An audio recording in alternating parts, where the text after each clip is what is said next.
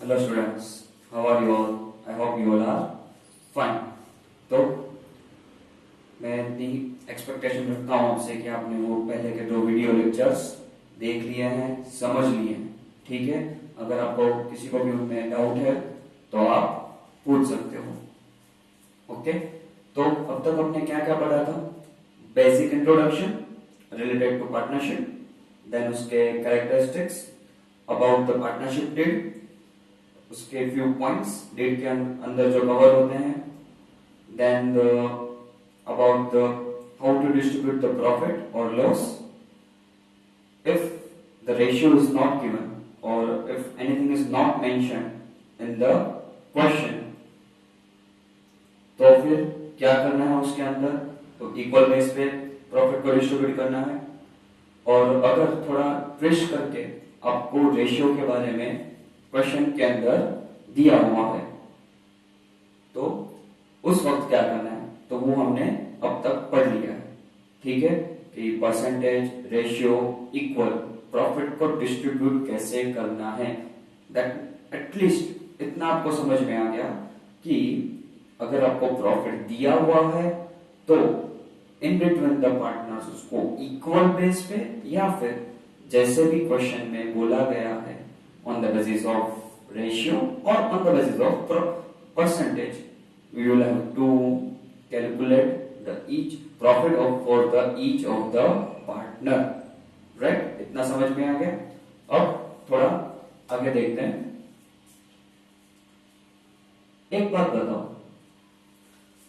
कोई भी person that means की ओनर या ये पार्टनर है, वो बिजनेस क्यों रन करता है? What is the need? What is the requirement to run the business? उसको जरूरत क्या है बिजनेस को चलाने की? एक ही चीज है कि उसको बिजनेस के थ्रू प्रॉफिट अर्न करना है। That is the basic requirement. That means कि जो बिजनेस प्रॉफिट अर्न करता है वो किसके लिए है?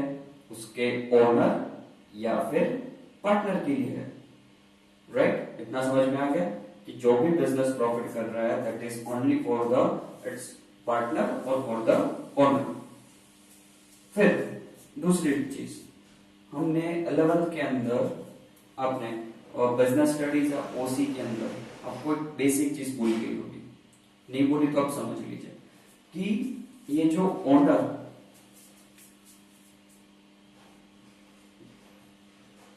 एंड ये बिजनेस, ओनर एंड बिजनेस दोनों को हम अलग अलग पर्सन मानते हैं, राइट?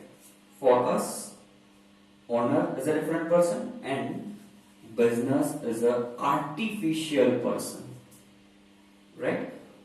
और हम जो अकाउंटिंग करते हैं, बुक्स ऑफ अकाउंट प्रिपेयर करते हैं, वो ओनर के नहीं, हम books of account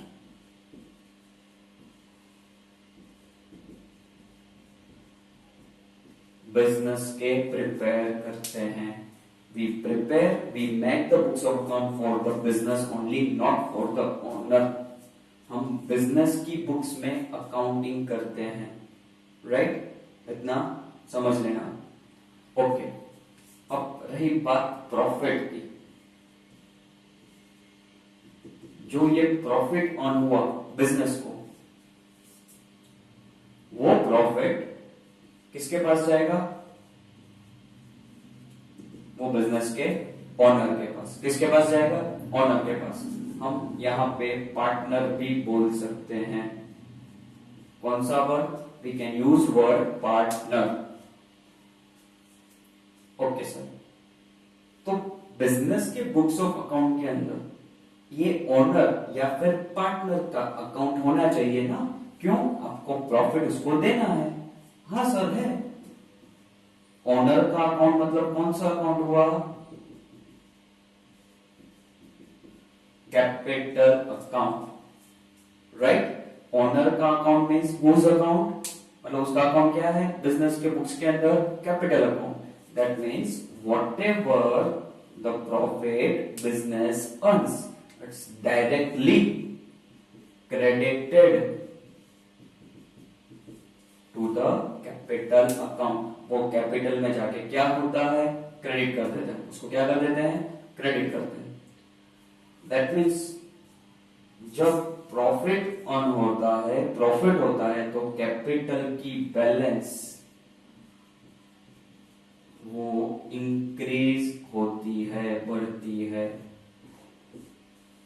profit increases the capital value. Obviously जो भी इन्वेस्टमेंट ओनर ने, पार्टनर ने बिजनेस के अंदर किया है, after the end of the 1 year, बराबर 1 साल होने के बाद अगर वो प्रॉफिट करता है तो उसकी कैपिटल वो वैल्यू क्या होगी, इंक्रीज होगी, राइट। मतलब कि प्रॉफिट कैपिटल में क्या होता है, क्रेडिट। ओके, उसकी जर्नल एंट्री क्या है, तो ये सिंपल थी सर कि PNL account debit to capital account credit. वैसे हम क्रेडिट लिखते नहीं, लेकिन आपके लिए what is the general entry, profit and loss account debit to capital account credit. ये जनरल एंट्री भी 11th के अंदर अकाउंट्स के पार्ट 2 में एनुअल अकाउंट्स को आपको सिखाई गई होगी। If you have not studied then अभी देख लो कि जब एनुअल अकाउंट्स प्रिपेयर होते हैं, याद करो ट्रेडिंग अकाउंट बनाना होता है, we have to prepare trading account, we have to make trading account, trading account prepare करते हैं, ठीक है। वहां से आपको मिलता है ग्रॉस प्रॉफिट और ग्रॉस लॉस। अभी ये मान के चलते हैं कि ग्रॉस प्रॉफिट है, ठीक है। So we calculate the gross profit from the trading account, then it gets transferred to the profit and loss. Trading account से वो ट्रांसफर होके कहा जाता है, प्रॉफिट एंड लॉस में। वहां से हम क्या फाइंड करते हैं, नेट प्रॉफिट और नेट लॉस। प्रॉफिट और लॉस दोनों हो सकता है, अभी के लिए नेट प्रॉफिट मानते हैं। नेट प्रॉफिट जो मिलता है, आप क्या करते थे, बैलेंस शीट के अंदर, किसके अंदर, in the balance sheet liability side, capital में जाके आप उसको ऐड करते थे। मैंने बोला ना कि कैपिटल को ये क्या करता है, इंक्रीज। तो आप बैलेंस शीट में लायबिलिटी साइड में कैपिटल में जाके आप उसको प्लस करते थे, right. You add the profit into the capital.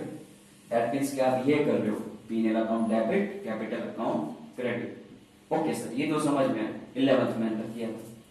Sir 12th में क्या होगा, सेम एंट्री, कुछ डिफरेंस नहीं। मैंने पहले भी बोला इतना ज्यादा डिफरेंस नहीं आएगा। बेसिक रूल्स एंड मेथड्स है, rules and methods of the accounting वो बदलने नहीं वाली है, ठीक है। प्रॉफिट है, ओनर का है, पार्टनर का ही है, कैपिटल में जाके ही क्रेडिट होगा। एक स्लाइड चेंज आएगा, क्या आएगा देखो, एंट्री तो यही आएगी, पीएनएल अकाउंट डेबिट। अब फर्क क्या है, 11th का अकाउंट वो सोल प्रोप्राइटर, वहां पे एक ओनर था। कितने ओनर्स थे, एक ही ओनर था।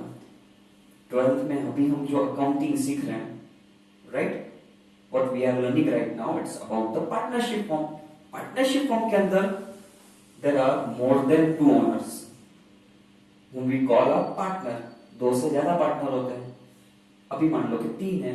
तो फर्क क्या है कि वहां पे जो प्रॉफिट होता था इन 11 सोल प्रोप्राइटर बिजनेस, जो प्रॉफिट था वो एक ओनर के पास जाता था, तो डायरेक्टली एंट्री होगी PNL account debit to capital account credit. यहाँ पे 2 से ज्यादा पार्टनर है, समझ लो कि 3 है, तो ऑब्वियसली जितने भी ओनर्स होते हैं, पार्टनर होते हैं, सबके कैपिटल अकाउंट होते हैं, राइट। हमें सब पार्टनर्स के कैपिटल अकाउंट प्रिपेयर करने पड़ेंगे। दैट मीन्स कि अभी लास्ट लेक्चर्स में आपने सीखा कि हम प्रॉफिट को डिस्ट्रीब्यूट करते थे, यस, प्रॉफिट को क्या करते थे, डिस्ट्रीब्यूट, बस। तो वही प्रॉफिट यहां पे क्रेडिट होगा। Suppose X Y Z, X Y Z, X capital account, Y capital account, Z capital account.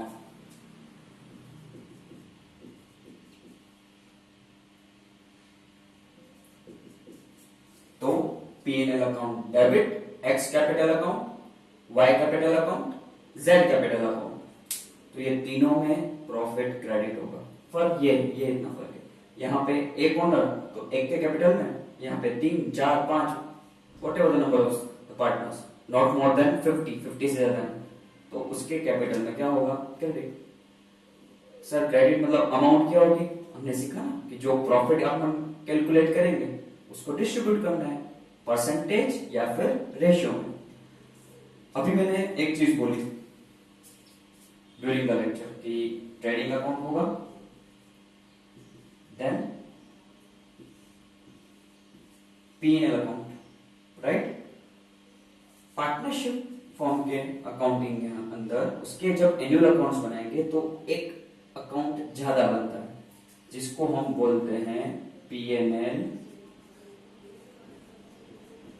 Appropriation account. Appropriation मतलब कि ये स्पेसिफिकली फॉर द पार्टनर्स है, इसके लिए है स्पेसिफिकली फॉर द पार्टनर्स। यहां से पार्टनरशिप फर्म के अंदर P&L में से डायरेक्ट प्रॉफिट नहीं जाता, P&L का प्रॉफिट हम ट्रांसफर करेंगे किसमें? P&L अप्रोप्रिएशन, ठीक है। वहां से फिर ये स्पेसिफिकली किसके लिए बोला मैंने? किसके लिए? पार्टनर्स के लिए। मतलब कि यहाँ पे आपको कुछ नहीं करना है, सिर्फ प्रॉफिट को डिस्ट्रीब्यूट करना है तीनों के लिए और फिर ट्रांसफर करना है। मतलब यही एंट्री P&L अप्रोप्रिएशन, ये वर्ड ज्यादा आ गया। तो हम सर इसको ये बोल सकते हैं कि P&L का ही पार्ट है। यस, यू कैन से ये P&L का छोटा भाई है, उसके लिए ही काम करता है। ये भी प्रॉफिट फाइंड करता है, ये भी प्रॉफिट फाइंड करके देता है, ठीक है। बस ये पार्टनर के बीच में डिस्ट्रीब्यूट करके आपको दे देता है। इतना समझ में आया? तो सिंपली मुझे सिर्फ यही एंट्री आपको समझानी थी। I just want to explain you this entry. भाई यहाँ पे एक को था, यहाँ पे एक से ज्यादा को डिस्ट्रीब्यूट होगा। और दूसरा दिमाग में ये रखो कि जब भी प्रॉफिट होता है, हम जब उसकी एंट्री पास करते हैं, when we record the entry of the profit, when we record the entry of the profit, capital gets increased, capital बढ़ती है, कैपिटल वैल्यू इंक्रीज होती है, राइट। अभी एक सिचुएशन देखिए, आपको ये नोट डाउन करना हो तो आप वीडियो पॉज करके नोट डाउन कर सकते हो, okay. Sir are there chances कि कभी रॉन्ग रेशियो में आपने ये प्रॉफिट डिस्ट्रीब्यूट कर दिया? हाँ, ऐसे चांसेस हो सकते हैं ना कि गलती होगी, मिस्टेक, कि जो रेशियो में करना था वो रेशियो में प्रॉफिट डिस्ट्रीब्यूट नहीं हुआ, उसके बदले कोई और रेशियो में आपने प्रॉफिट को डिस्ट्रीब्यूट कर दिया। यस, ऐसे चांसेस हो सकते हैं। तो फिर क्या करना? तो भाई आपका भी जो है इलस्ट्रेशन 6 बुक्स के अंदर we are taking the same one.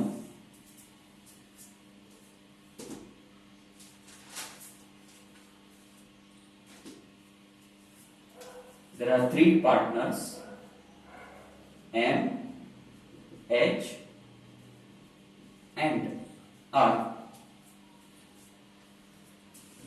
have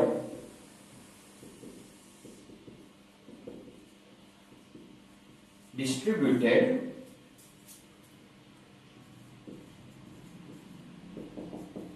profit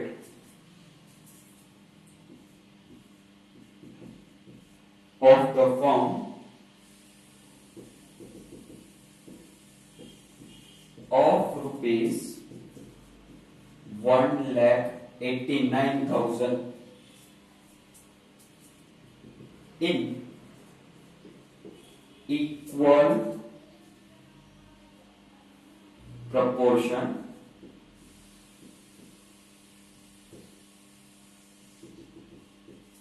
instead of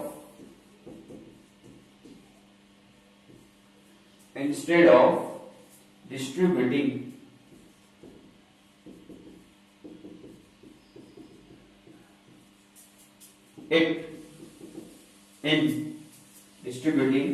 it in 1:2:4 to rectify mistake,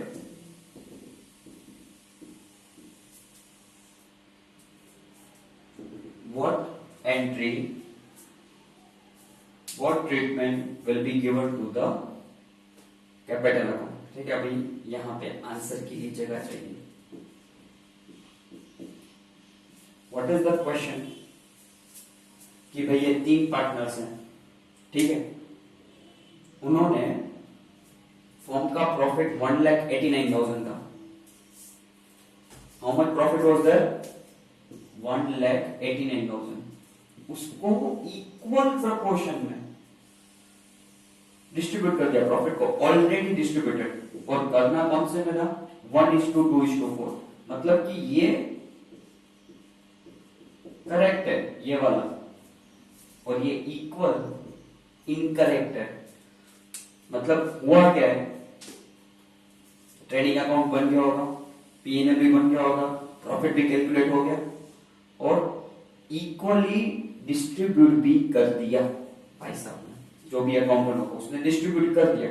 distribute कर दिया मतलब कि वो लास्ट एंट्री थी ना, अभी जो देखा हमने यहाँ पे लिखी थी, PNL appropriation account debit to 3 of the partners are credited. मतलब कि तीनों पार्टनर को इक्वली क्रेडिट कर दिया है. मतलब कि तीनों को क्रेडिट कर दिया, मतलब तीनों की कैपिटल इंक्रीज हो गई होगी. इतना समझ में आ रहा है कि तीनों की कैपिटल क्या होगी? इंक्रीज. बाद में मालूम पड़ा कि भाई ये तो गलत है, रॉन्ग है. ओके, करना था किसमें? 1:2:4. तो सर अब क्या करें, समझो.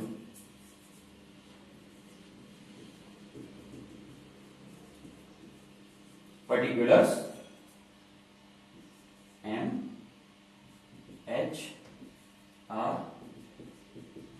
टोटल. सबसे पहले जो प्रॉफिट कितना है? 1,89,000, राइट. अब ये समझो कि करेक्ट रेशियो कौन सा था? 1:2:4. तो हम पहले ये देखते हैं, अगर ये वाले रेशियो में प्रॉफिट को डिस्ट्रीब्यूट करते तो सबको कितना मिलता है ना? करेक्ट रेशियो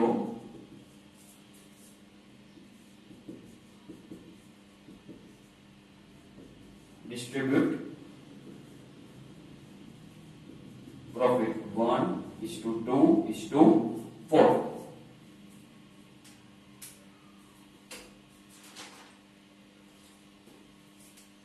अब समझो कैसे होगा. तो हमने सीखा है कि भाई ये रेशियो में डिस्ट्रीब्यूट कैसे करना है. तो क्या था कि पहले आपको लेनी है टोटल प्रॉफिट. क्या लेना है? Total profit. तो कितना है?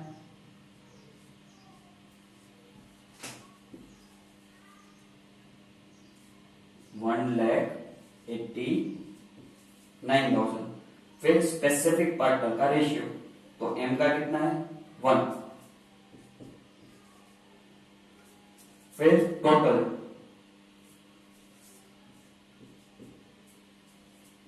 राइट. तो कितना आएगा? 27,000. समझ में आया? 1,89,000 टोटल प्रॉफिट. एम का पार्ट है 1, टोटल है divide by 4 + 2 6 + 1 7. Total of the profit multiply specific partner ratio divide by total. Okay. अब एच का सेम है, टोटल 189, एच का पार्ट है 2 divide by 7, 54,000. Now R 1,89,000 multiplied by 4 divided by 7. Total profit R share divided by total 1,08,000. अगर correct ratio में करते तो भाई M को मिलता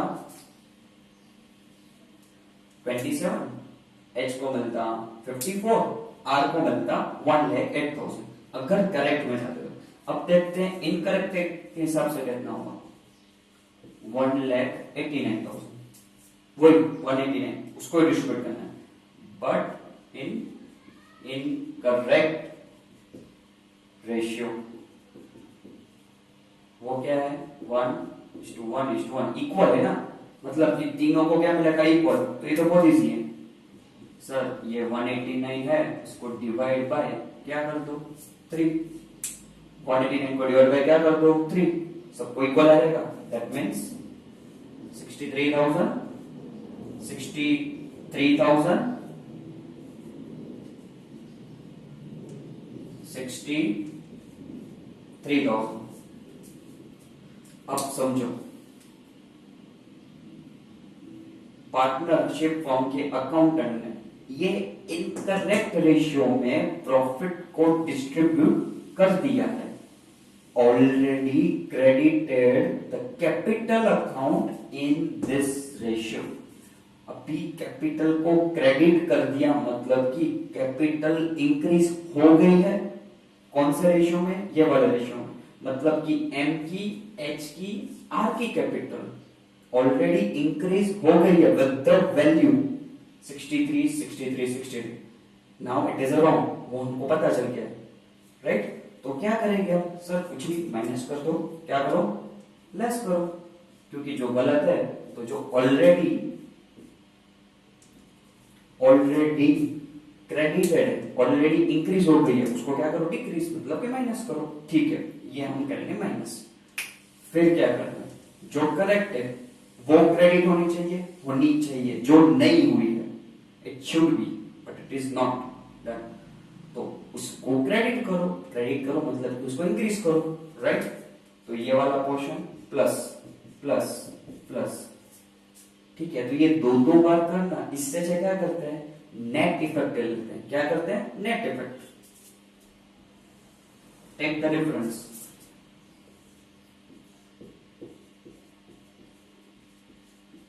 टेक द डिफरेंस, समझ में आया। तो plus 27,000 minus 63,000, that means minus 36,000। देखो समझ में आएगा कि M को अगर करेक्टली करते तो 27 ही मिलते, उसको 63 दे दिया आपने। तो एक काम करो, उसके अकाउंट से, M के अकाउंट से 36 ले लो, वापस डिक्रीज कर दो। H